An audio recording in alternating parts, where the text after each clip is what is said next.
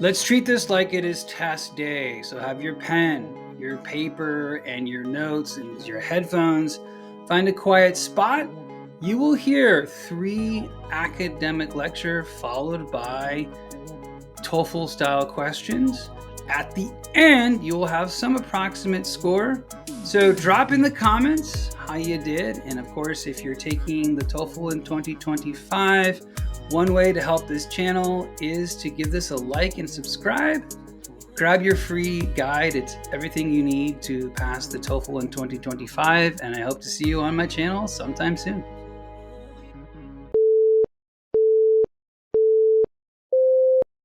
Now let's take a quick look at how the English language has evolved over time. English is actually a Germanic language, meaning it shares roots with languages like German and Dutch. But throughout history, it's been shaped by many other languages. One of the biggest influences came after the Norman conquest of England in 1066.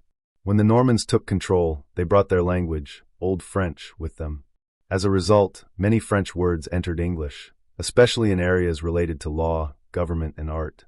That's why English has so many pairs of words with similar meanings, like begin from Germanic roots and commence from French.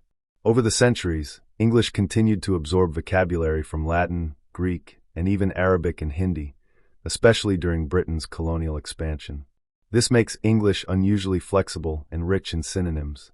Pronunciation and grammar have also changed. For example, Old English had grammatical genders like in Spanish or German, but those were eventually dropped. And the Great Vowel Shift, which happened between the 15th and 18th centuries, changed the way many English vowels are pronounced today. So what we speak now is the result of 1,000 years of contact, conquest, and cultural exchange. That's why English is sometimes considered a hybrid language.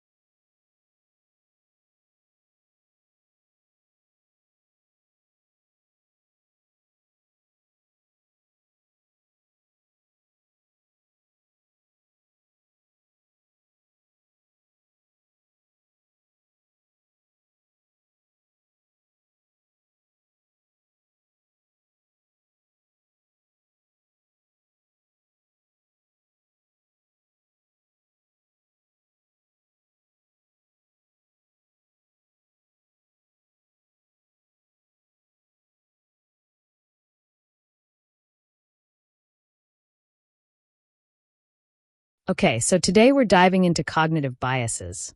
Basically, the mental shortcuts or patterns that often influence our decisions without us even realizing it. These biases can help us make quick decisions, but they can also lead us to make mistakes. One well-known example is the confirmation bias. This is when we tend to look for information that supports what we already believe, and we ignore or discount evidence that contradicts it. Imagine someone who believes that a certain diet works wonders. They'll likely search for success stories and ignore studies showing the diet isn't effective. So instead of being objective, they're reinforcing their existing beliefs. Another common bias is the anchoring effect. This happens when we rely too heavily on the first piece of information we receive, the anchor, when making decisions. For instance, if a car is initially listed at $30,000 and then marked down to $25,000, people might think it's a great deal, even if that car is only worth $20,000. That original number, $30,000, creates a reference point that influences how we perceive value. A third example is the availability heuristic. This is when we judge how likely something is based on how easily we can remember examples of it. So, if you recently heard about a plane crash on the news, you might think air travel is riskier than it actually is, just because that vivid example is fresh in your mind. In reality, flying is still much safer than driving. These biases aren't signs of stupidity, they're natural. The brain is constantly trying to process information efficiently, and shortcuts can save time. But in many cases, they can distort our judgment, especially in situations where we need to be analytical and objective. That's why being aware of these biases is so important. If you know about them, you can start to catch yourself in the act, like noticing when you're only reading articles that support your opinion, or when you're assuming something is common just because it's memorable. In psychology, we refer to this as metacognition, thinking about your own thinking. And it's one of the most powerful tools we have to improve decision-making.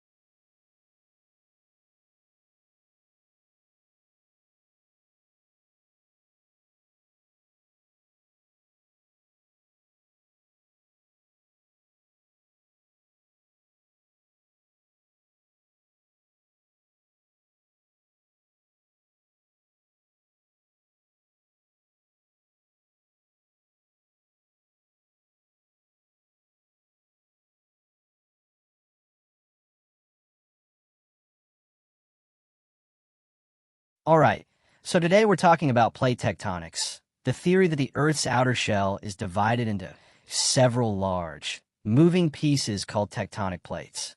These plates float on the semi-fluid layer beneath them, known as the asthenosphere, and their movement explains many geological phenomena, including earthquakes. Now, earthquakes usually occur along plate boundaries, where these massive slabs of rock interact. There are three main types of boundaries: divergent, where plates move apart; convergent, where they collide; and transform, where they slide past each other. The San Andreas Fault in California is a classic example of a transform boundary. There, the Pacific Plate and the North American Plate are moving horizontally in opposite directions. The plates get stuck due to friction, and when the built-up energy is finally released, we get an earthquake. That sudden release of energy is what causes the ground to shake. At convergent boundaries, you often see even more dramatic activity. One plate might be forced under another in a process called subduction. This can cause massive earthquakes and even tsunamis. A real-world example?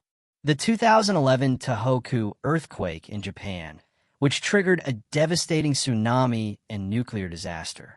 That quake occurred at a subduction zone where the Pacific Plate is sliding under the North American Plate. So why does all this matter? Well, understanding plate tectonics allows scientists to identify earthquake-prone zones, helping governments and communities prepare for natural disasters. It's not just about predicting the next quake. It's about building structures that can withstand them and educating people on how to respond when one happens. And remember, tectonic movement is a slow, constant process. Even when things seem stable on the surface, the Earth's crust is always shifting beneath us.